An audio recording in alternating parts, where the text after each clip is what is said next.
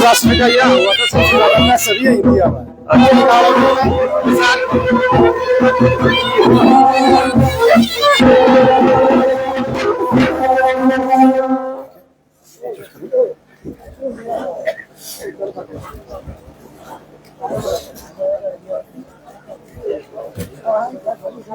मंच पर विराजमान श्री संजय दत्त जी, कांग्रेस पार्टी के वरिष्ठ नेता और मंडी संसदीय सीट के प्रभारी, महेश्वर चौहान जी, हिमाचल प्रदेश कांग्रेस कमेटी के उपाध्यक्ष, रमेश चौहान जी यहाँ के इंचार्ज हैं, श्री चेतराम जी, श्री विजयपाल जी, श्री रेड्डी जी, श्री महेंद्र जी, मंच पर विराजमान तमाम नेतागण और उपस्थित साथियों, सबसे पहले तो मैं आपसे ये पूछना चाहता हूं, जो लोग इस पंडाल में बैठे हुए हैं, क्या आप सब लोग सिराज हलके के ही हैं? जरा हाथ उठा के बताओ कि आप सारे यहीं के हैं।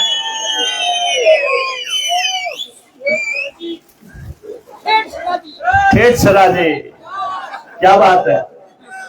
अच्छा, तो अब मुझे समझ आया कि जब मेरा दौरा यहाँ के लिए प्रस्तावित हुआ, पार्टी हाईकमान ने मुझे आदेश दिए कि आपको सिराज जाना है।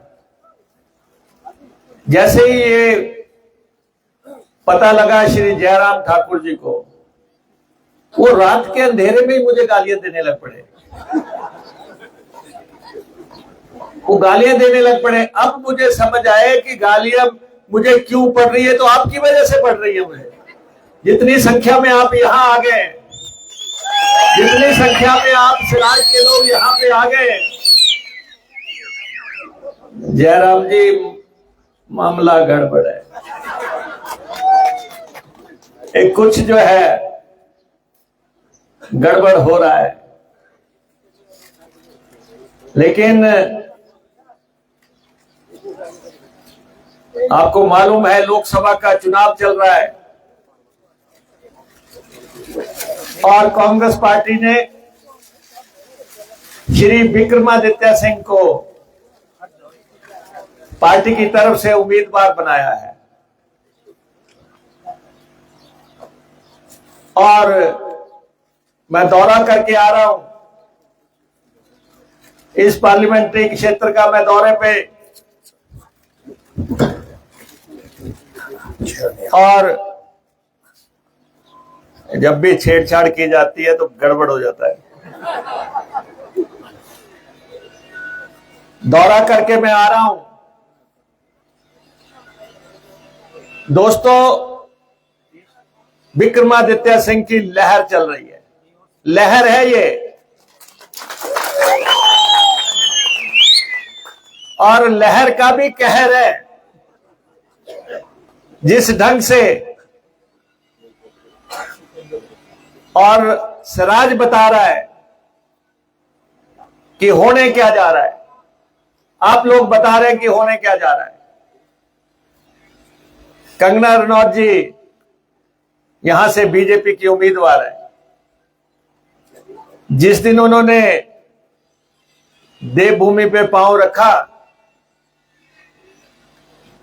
और आते ही उन्होंने कहा, ये प्रतिभा सिंह मेरे आगे आपने उतार दी, कोई और नहीं था आपके पास।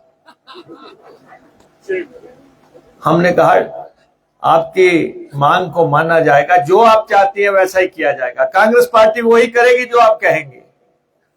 प्रतिभा सिंह जी को अलग करके विक्रमादित्य सिंह को प्रत्याशी बना दिया गया। अब जिस दिन से विक्रमादित्य सिंह प्रत्याशी बने हैं, कंगना की मांग तो हो गई पूरी, जयराम जी के हाथ पांव फूले हुए हैं, क्योंकि कंगना तो सिर्फ एक मोहरा है। उसको तो 4 तारीख को वापस बॉम्बे चले जाना है, रिटर्न टिकट साथ में लेके आई हुई है। बेचारे जयराम जी किस किस को जवाब देते फिरेंगे। मैं आपको बताऊं, जैसे अभी कंगना यहां पे चुनाव में आई, ऐसे ही एक बार मेरी हमीरपुर पार्लियामेंट्री सीट पे भी मदन लाल जी आ गए। जो क्रिकेटर थे मदन लाल जी, उनको टिकट मिल गया। वो मेरे से मिलने आए, मुझे पूछने लगे कि मैं क्या करूं। मैंने कहा जाके दिल्ली के किसी अस्पताल में भर्ती हो जा, अच्छा रहेगा। और उन्होंने वैसा ही किया, जाके भर्ती हो गए। और जयराम जी को भी मेरी ये सलाह थी कि आपको कंगना को सही सलाह तो देनी चाहिए थी। और आज देखो कि आज लाहौल स्पीति में वहां हाय हाय गो बैक के नारे लग रहे हैं कि आप यहां से जाओ। वैली में क्या हो रहा है? अरे जब आप धर्म गुरु दलाई लामा जी के खिलाफ भी बोलोगे तो आपको कौन बचाएगा? आपको कोई लाइसेंस नहीं मिल गया है कि आप इलेक्शन में खड़ी हो गई हैं तो आप किसी के भी बारे में कुछ भी बोलते रहो। सुबह से लेके शाम तक पानी पी पी के कोस रही है।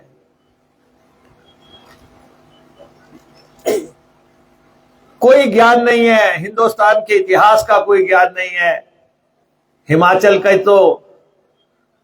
की तो जानकारी होगी क्या? ये पहाड़ी प्रदेश है, ये देवभूमि है, ये वीर भूमि है। यहां चुनाव प्रचार भी सम्मान से किया जाता है। अब मैं जयराम जी की कॉन्स्टिट्यूंसी में आया हूं, मैं कोई उनको गाली देने थोड़ा नहीं आया हूं। मैं तो अपनी बात रखने आया हूं, अपनी कॉन्स्टिट्यूंसी की। आपके मुद्दे सुनने का मसला है और देश के प्रदेश के जो मसले हैं उसकी बात हम करने के लिए आए हैं।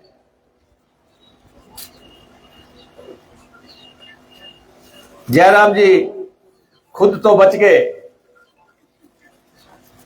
गए,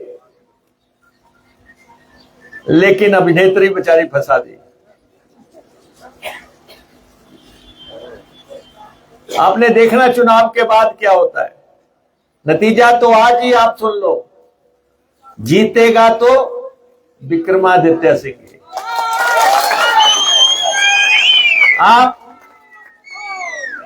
आप सब लोग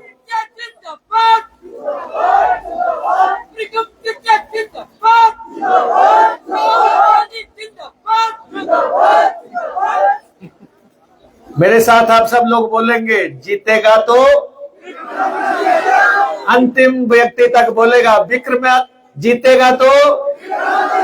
भाई आवाज आनी चाहिए, ऊपर तक जानी चाहिए, वादियों तक जानी चाहिए, घरों तक जानी चाहिए। जीतेगा तो। ये कह रहे हैं कि ये ज्यादा बेहतर नारा लगा सकते हैं। जीतेगा। पूरा सिराज डोल रहा है, पूरा सिराज डोल रहा है। देखो डोल तो गया है, ये तो नजर आ रहा है कि डोल रहा है।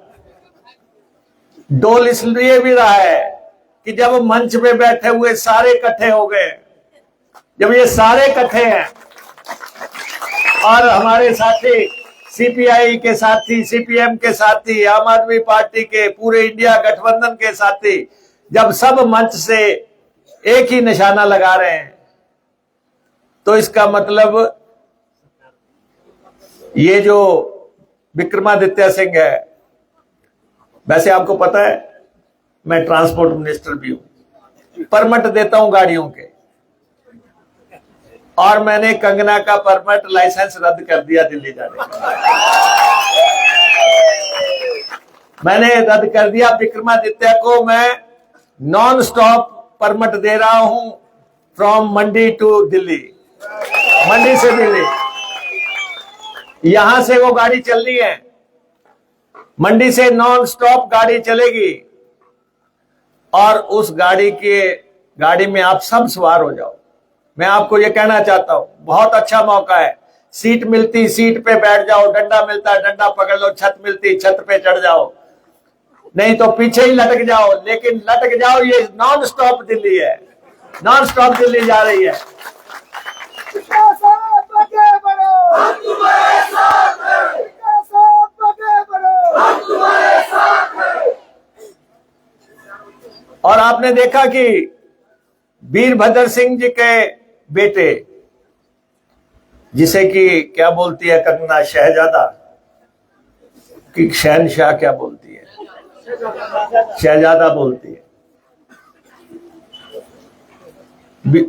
वो शहजादा समझती है कि मैं शहजादा बोल के उनको गाली दे रही हूं। ये लोकतंत्र है। वीरभद्र सिंह जी 14 चुनाव जीते, 14 चुनाव जीते, 6 दफा प्रदेश के मुख्यमंत्री रहे। वो मुख्यमंत्री या एमएलए या एमपी इसलिए नहीं रहे कि वो राजा परिवार से थे, इसलिए वो प्रदेश के मुख्यमंत्री रहे क्योंकि आप लोग चुन के उनको जो है गद्दी पे बिठाते रहे। कंगना ने तो अभी विधानसभा की चौखट नहीं देखी है, लोकसभा की चौखट नहीं देखी है, उसने तो देखा ही नहीं है कि क्या चीज है। फिर बोलती है मुझे चीज बोलते हैं कि जी प्रतिभा सिंह ने मुझे चीज बोल दिया, फलां ने मुझे चीज बोल दिया। हर दूसरी लाइन में बोलते हैं इन लोगों को शर्म आनी चाहिए। अब उनके भाषण सुनिए, हर तीसरी लाइन के बाद इन लोगों को शर्म आनी चाहिए। शर्म तो आपको 4 तारीख को आएगी, शर्म आएगी 4 तारीख को कि हमने कैसा दूषित प्रचार किया, हमने किस ढंग से प्रचार को दूषित किया। मैं विक्रमादित्य सिंह की दाद देना चाहता हूं आपके बीच में। वो पूरे संस्कार से जो है प्रचार कर रहा है, वो मुद्दों के आधार पर प्रचार कर रहा है, वो यहां की बात उठा रहा है। और मैं जयराम जी से भी आपके माध्यम से अपील करता हूं, कोई उनका आदमी भी अगर यहां पे आया हो, उनको कहो कि मत उठाओ कंगना का झोला, आप पूर्व मुख्यमंत्री रहे।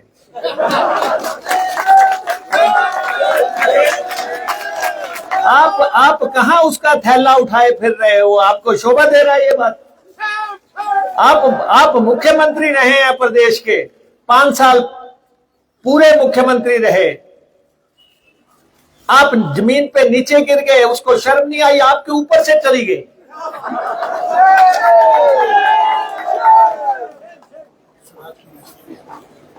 ये तो स्वराज का भी अपमान है।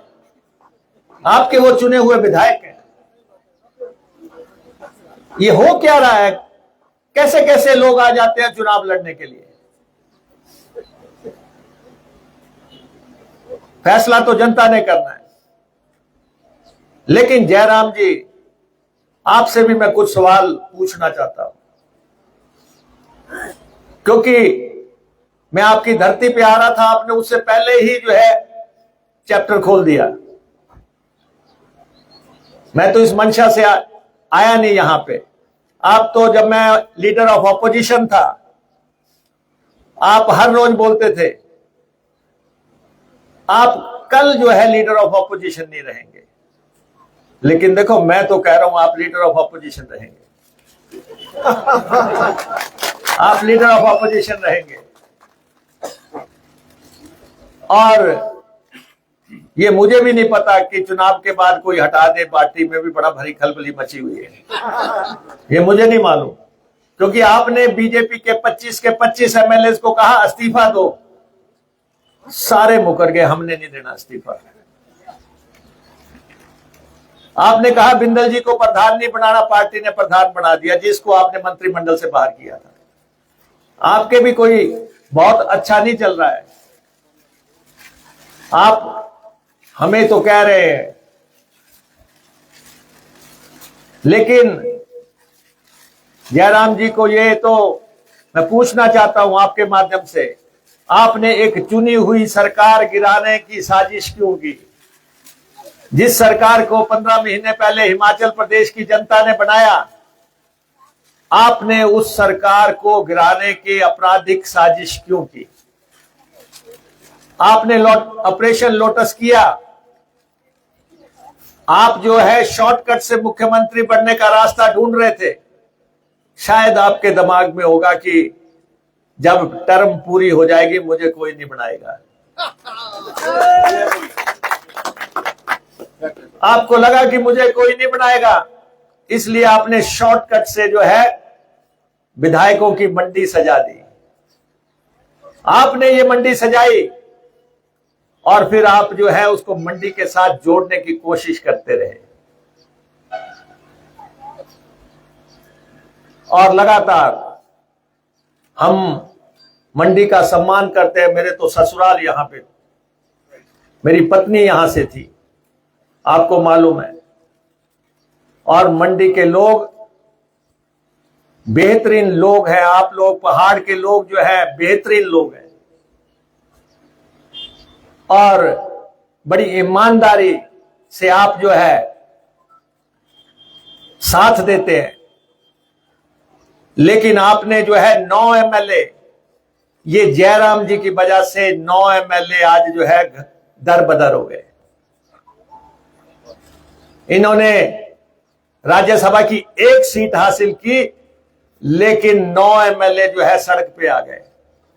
वो 9 एमएलए जिनमें 6 का चुनाव हो रहा है, इस समय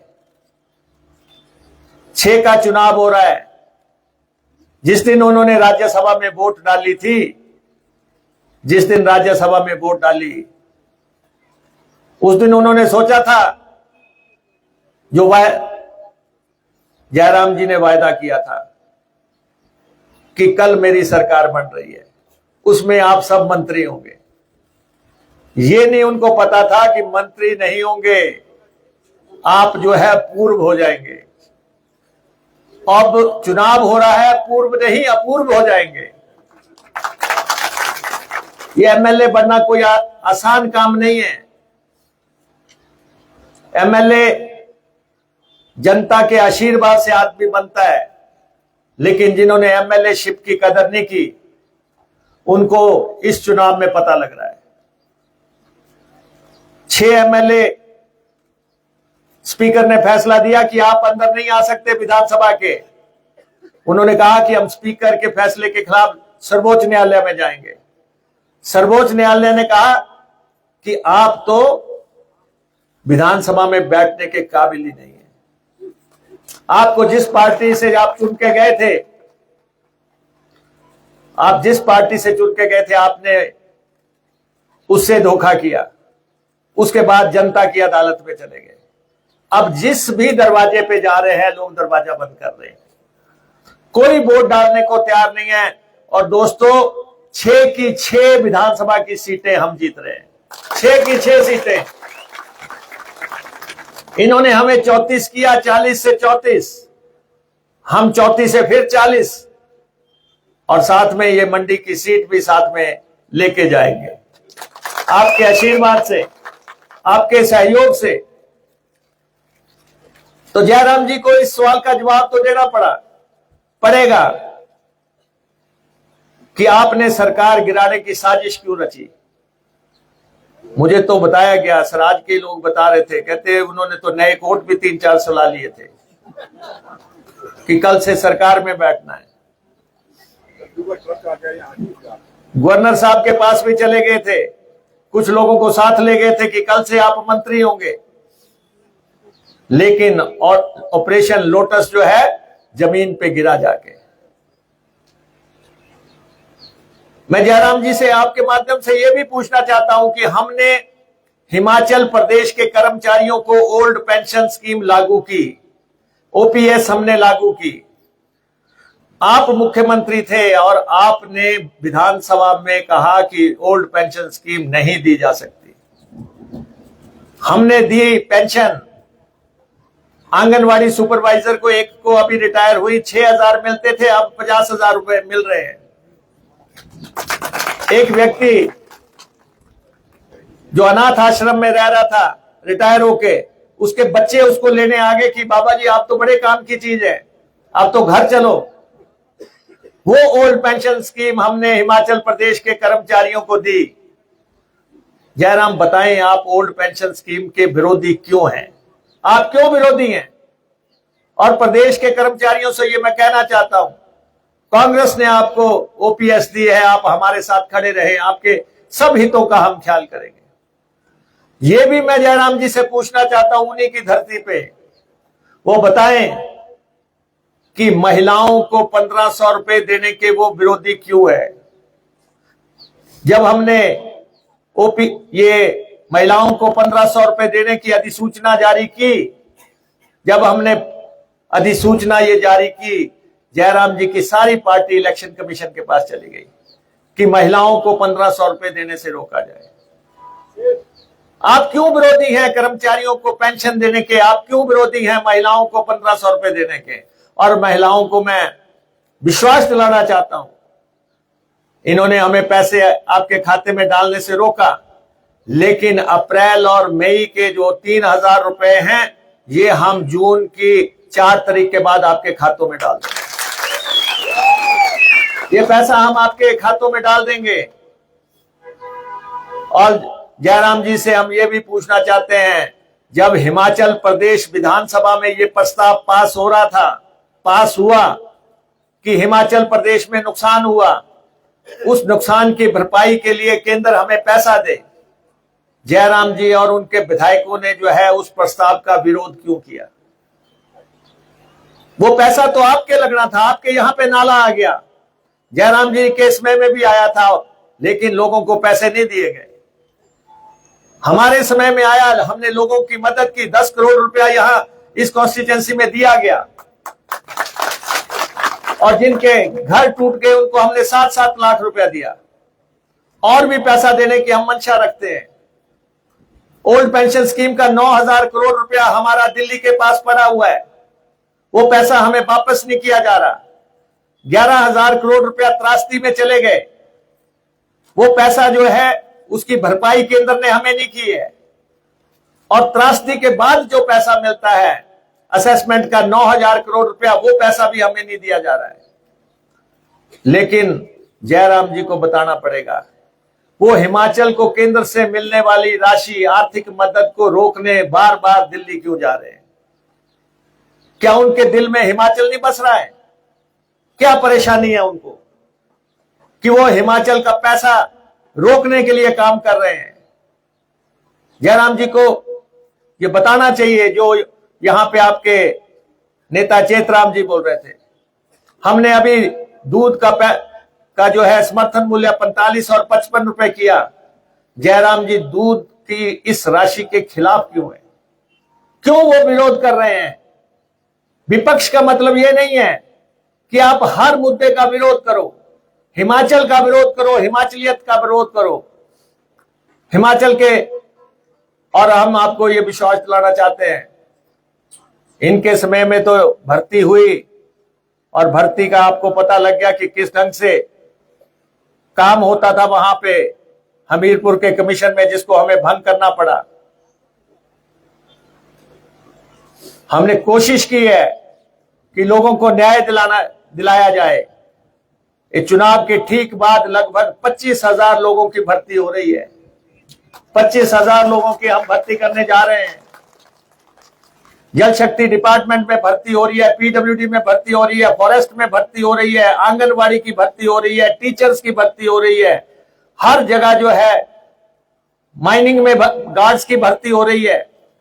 बड़े पैमाने पे भर्तियां जो है प्रदेश के कर्मचारी के युवाओं के लिए हम कर रहे हैं। हम उनमें से नहीं है जो कहते थे 2 करोड़ नौकरियां देंगे, और 10 साल राज किया, 20 करोड़ नौकरियां देनी थी, आज उसकी बात नहीं कर रहे हैं। हम उनमें से नहीं है जो कहते थे 15 लाख रुपया आपके खातों में आएंगे। जो वायदे किए कोई भारतीय जनता पार्टी ने पूरा नहीं किया। अब प्रधानमंत्री जी फिर आ रहे हैं यहां पे। मेरा आपसे आग्रह है, गुमराह होने की जरूरत नहीं है। और जयराम जी भी कुछ आरोप हमारे पे लगा रहे हैं, हमारी सरकार पे लगा रहे हैं। जयराम जी बताएं कि 5 साल मुख्यमंत्री रहे, ये रेलगाड़ी जो है मंडी क्यों नहीं पहुंची? आप कह रहे हैं, आज नड्डा जी आए थे, वो कह रहे थे कि हम रेल मंडी पहुंचा देंगे।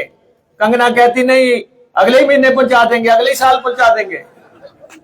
उसका बस चले, शायद आज ही रख दे कोई खिलौना रेलगाड़ी थे आपके सामने, रेलगाड़ी पहुंचा देंगे। फिर जयराम जी हवाई पट्टी की बात कर रहे हैं, हवाई जहाज की बात कर रहे हैं। बताएं क्यों नहीं यहां पे हवाई पट्टी बनी? आप 5 साल मुख्यमंत्री रहे, वो क्या मुख्यमंत्री हुआ जो अपने इलाके में हवाई सेवा नहीं दे पाया और जो है रेल सेवा नहीं पहुंचा पाया? और फिर आप जयराम जी से पूछें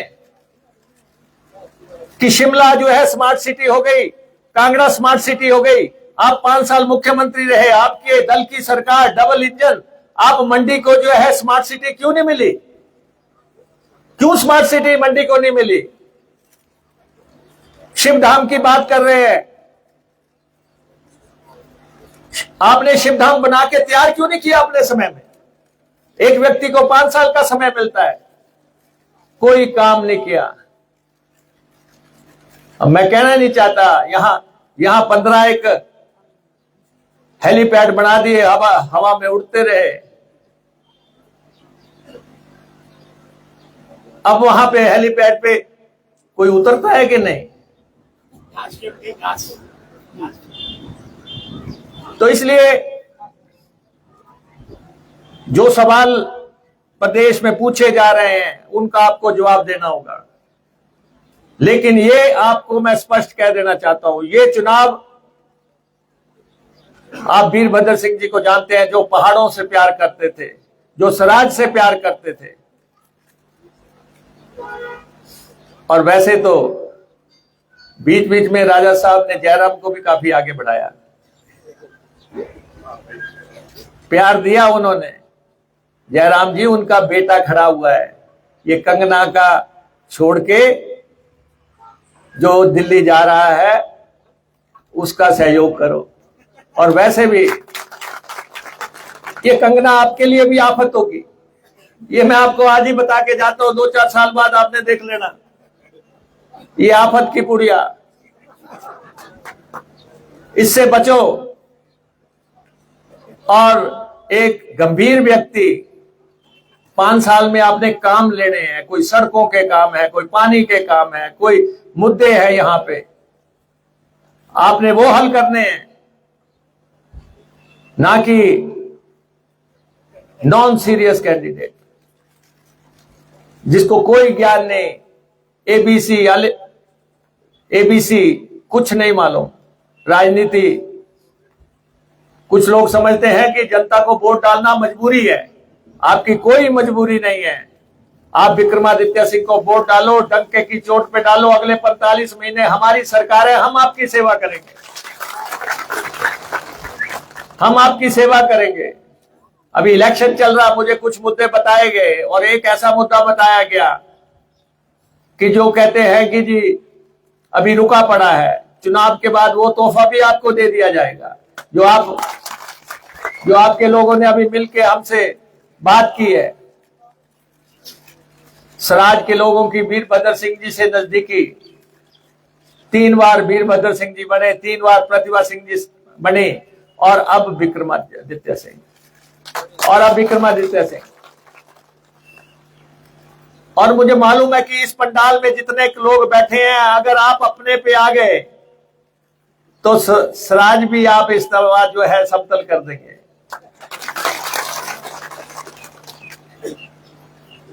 क्योंकि कोशिश हो रही है, लेकिन आपकी वोट का हकदार जो है विक्रमादित्य सिंह ही है, ये मैं आपको कह देता हूं। अपने मन से पूछ लो, दिल पे हाथ रख के पूछ लो, दोनों कैंडिडेट्स में से कौन सा कैंडिडेट है जिसको वोट पड़नी चाहिए? कैंडिडेट एक्चुअल कौन है, सही कैंडिडेट कौन है?